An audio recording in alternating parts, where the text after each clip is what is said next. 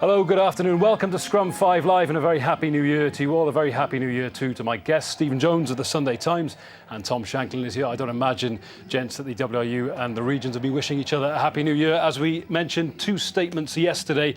The first from the regions, who responded to the deadline with a deadline of their own. They've said they won't sign or recommit to the existing participation agreement, but that they remain totally committed to working with the WRU. The reasons they've given, of course, is the ongoing uncertainty over Europe, over the Pro 12 even, how many teams will be in it next season, whether the competition will have a sponsor. Now, the union statement was perhaps a little more confrontational in tone. It's hinted it could now go ahead and set up new teams to replace the existing regions, saying it's confident the professional teams from Wales will continue to take part in sanctioned league and cup competitions in the best interests of all of Welsh rugby. Well, Stephen, the deadline day has arrived. It's been and gone. How did you interpret yesterday's event? Are we any closer or are we further away than ever? Miles further away. The two press releases I felt were horribly malevolent at a time when you might have thought just for Christmas or for the new year there might be a different attitude. I think both of them in some ways are in cloud cuckoo land. First of all, I think there is ages and miles of ground to cover before an Anglo-Welsh thing is put together. I really think that England clubs would like it. I actually believe that the Welsh clubs would be competitive, but commercially, contracts-wise, TV-wise, there's a long, long way to go. As far as the Welsh Rugby Union saying next year they are very confident there'll be an ERC European Cup, I think the chances of that are zip. And also they're going to enter 4 regions in the Rabo. Which 4 regions from where? We're stretched pretty tight with 4 regions we've got already. Where are the 28, 30 players per region and all the fans and all the sponsorship are going to come from? Yeah, Tom, can you envisage a scenario, as Stephen's just described, where we could end up with 7 or 8 professional sides in Wales? That's surely unsustainable. It's ludicrous. You know, we don't have the quality of players to provide 7 whole regions. Now, I'm looking at this as the Blues and the Dragons, the Scarlet Ospreys. What they want is just extra revenue to keep these players like Lydiate, Roberts, John Davis. And the only way they're going to do that is by entering this new Rugby Championships Cup. Now, this is a British and Irish sort of European Cup. You know, regardless of the Heineken Cup, this is a new setup. They'll get that extra revenue, they'll get that extra money, and keep the likes of these players, because you know, the Rabobank has got a bit stale, and I think all this politics going on is going to be good for rugby, because it's going to improve this league, it's going to improve Europe, and hopefully then, you know, it will filter into the national team. And you know, the way you do that then is with qualification into this new Rugby Champions Cup.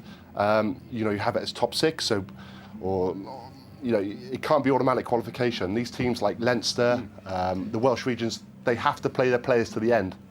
Can you foresee a compromise there, Stephen, where if the Rugby Champions Cup does come back into being as a potential solution, you've said the ERC version of the Heineken Cup is virtually dead in the water. If the Rugby Champions Cup is backed by the Welsh Rugby Union, could you see a situation where the regions would therefore sign the PA on its current terms? Well, we've got to start somewhere, Ross. And I mean, you know, the ERC European Cup at the moment has no English clubs, and I understand from Racing Metro yesterday, they would not participate. So you can forget it. I mean, I agree with Tom. The Rugby Champions Cup is the best route. We're just got to get something on the table, bring people together. The Welsh Rugby Union, the Welsh regions would be happy. I think deep down, the Welsh Rugby Union realise it's the only one of the European options that is remotely on the table, and I think that is as good a place to start as any, because, as I say, the malevolence of these media releases in front of us, we have got to find somewhere to find some common ground. And I was amazed last night that there was a 5 o'clock deadline. I thought everyone would be talking till 5 o'clock. But no one's been talking for ages, so everyone had given up weeks ago anyway. That's true, isn't it? The WRU and the regions hadn't spoken since that PRGB meeting going back a fair few weeks now.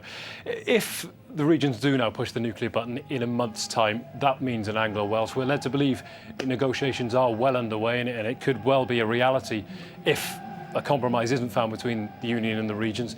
As a former player, Tom, regardless of the politics, is that something you'd want to play in? Yeah, it would be an exciting cup. It'd be exciting to play in. But at the same time, I don't think we can leave out the other regions, the other countries like Ireland, Scotland. You know, which is the union's argument. Yeah, which is the unions. You know, we'll be sort of leaving them and joining a British Cup, when I think Plan A would be to stay here, stay as it is, stay in the Rabobank, but have that qualification process, which means, Leinster, Munster, Welsh regions cannot rest their players. They want to play in the top tier Heineken Cup competition. In order to do that, you've got to play and finish in the top 6. And I think that will increase the quality of games you'll see. I think with the extra revenue they'll generate, that will bridge the gap for the regions to the likes of French and English clubs, which will enable us as Wales to keep our top players playing here. Thanks, guys. We will be speaking to the chief executives of the two clubs playing here today. Gareth Davis and Richard Holland will be speaking to us at half-time. There is, of course, a game. Turn to the politics for a moment then. We had discussed at the top of the programme how the deadline for the regions to recommit to the participation agreement was up tomorrow, and they chose not to sign it and imposed a new deadline of their own at the end of this month. We can find out exactly why now, because Gareth Davis and Richard Holland, the chief executives of both the Blues and the Dragons, are with Phil Steele. Yeah, thanks very much, Ross. OK, first question to you then, Richard. You haven't signed that agreement. In layman's terms, why? Well, the regions obviously agreed to a participation agreement in 2009. Within that participation agreement was the opportunity to extend, with a deadline being set for yesterday. Obviously, there's a bit of a giveaway in the title that it's a participation agreement. And as of yesterday, and still currently, we have no concrete offer on the table for a European tournament going forward. So ultimately, we don't know what we're going to be participating in, nor do we know what monies we would receive as a result of playing in that competition. So as an analogy, it'd be like signing to buy a house and you don't know how many bedrooms the house has got, how much garden it's got, or anything like that. Yeah, absolutely. There's also uncertainty on the Rabo. There's uncertainty over the Italian teams and the funding involved with them. There's also uncertainty with the title sponsor on Rabo as well. So it's the boards of the 4 regions have met and unanimously decided that we cannot sign the participation agreement. Simple as that. So Gareth, if that European competition was to come into effect then and be with the union's blessing, would that settle the whole thing, that the European Champions Cup? Yeah, I think it would certainly be a step forward. It'd be something meaningful, a progressive competition to play in. Just to continue on the participation agreement, I think the reasons are manifold, well rehearsed everywhere. But what has struck me as somebody new coming in, we as 4 regions went through the participation agreement in detail after 5 years. Now there's a break after 5 years. So why do you think there's a break? Any reasonable person would think a break is implemented so we can review what has gone on and we can prepare for the next 5 years. Now, we as regions prepared some points as to what has worked, what hasn't worked. We submitted that to the union and we were told, sorry, not for discussion. Well, sorry, that is unreasonable behaviour. OK, well, back to the European competition then, if it comes off. If that comes off, would you be happy to continue with the Pro 12 as your bread and butter as it is now? Yeah, I don't think we want to go anywhere. What we want to do is to be sort of in charge of our own destiny to a degree, but playing with the Welsh Rugby Union, building for the future. The regions are the guys who created all these players for successful Welsh teams in the last 10 years.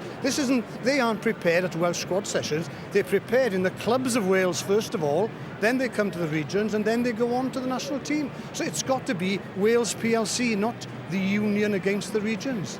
OK, Richard, we're led to believe that Anglo-Welsh competition, such as it could be, it's on the table, right? If that's so, why have you decided to give another month's grace then? I think it's important for Welsh Rugby that we continue under the auspices of the Welsh Rugby Union and the proposal we've put forward with the English that they proposed some time ago now ensures that we're playing rugby with the Irish, with the Scottish in a new European competition, and it also ensures that the funding that we receive is significantly higher, because what's been renegotiated by the RRW is an increase to the tune of £1 million per year per region, which will make a significant difference to us and enable us to potentially keep the international stars in Wales and really move the product forward.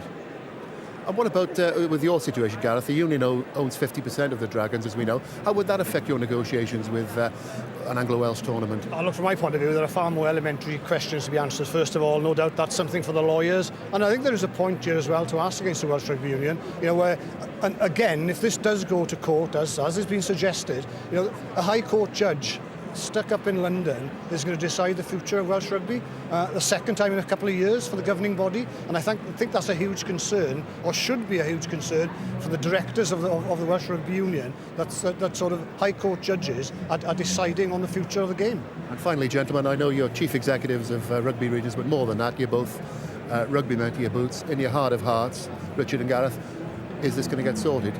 Well, we hope so. That's what we would like to see, but ultimately that decision now lies with the Welsh Rugby Union. Yeah, certainly. We obviously hope it's going to be sorted. I would just sort of ask the directors of the Welsh Rugby Union, when they meet next and when they meet over the next month or so, to hand on heart, do they actually agree with what's going on? Thanks very much for your time, gentlemen, and let's hope it's a happy new year for Welsh rugby. Thanks, Phil. Well, Steve, interesting, very interesting that Gareth Davis making it clear they want to stay within the auspices of the union. They don't want to break ranks and all that would entail. How do you interpret then? You mentioned that the union statement was malevolent in its tone earlier. Is it your contention that the union does want to see the regions fail and disband so they can come in and exert central control? If that was true, I've got to put my hand on my heart and say, if that was true, we might as well all give up. If the national governing body are trying to suppress and suffocate the unions, I'm sure they're not. I've got to declare an interest here because Roger Lewis is a personal friend of mine, and we disagree quite strongly about this whole issue. But he is a rugby man and a community rugby man, and I cannot believe Roger would oversee the strangulation of the professional clubs in Wales. If that's the case, well, we might as well all give up. We talked a lot about the Anglo-Welsh as an alternative solution if a compromise can't be found. Is there a danger, though, that it means more to the Welsh than it does to the English? They would just be using the Welsh to plug some gaps in their calendar until a longer-term European solution is found? No, I said at the top of the programme, Ross, it'll take a lot of negotiations and a lot of barriers have to be crossed. If there's a competition, it would be fantastic. And I don't agree that the Welsh teams would be uncompetitive. For a long, long time in the Anglo-Welsh, in the old days, the Welsh clubs held the whip hand. And I don't care how, you take the Dragons may not be the most distinguished team individually, but if Leicester come to Rodney Parade in a proper competition on a wet Friday night, would you put your house on the result? It'll be really, if they sort it, it would be an incredibly competitive league. Certainly no one would relish coming to Rodney Parade on a wet Friday night. The teams are coming up very briefly, Steve. An interesting point that Gareth Davis made about a High Court judge potentially deciding Welsh rugby's future. We're talking about experienced rugby men, experienced negotiators here. Why can't they hammer out a solution? Absolutely. And when it comes to not only the judge who's independent but knows nothing about rugby, but the cost of it. And while the time's going on, while they're setting up a high court, more and more Welsh players are going. Surely that is not the last resort, that's death. OK, thanks for your thoughts.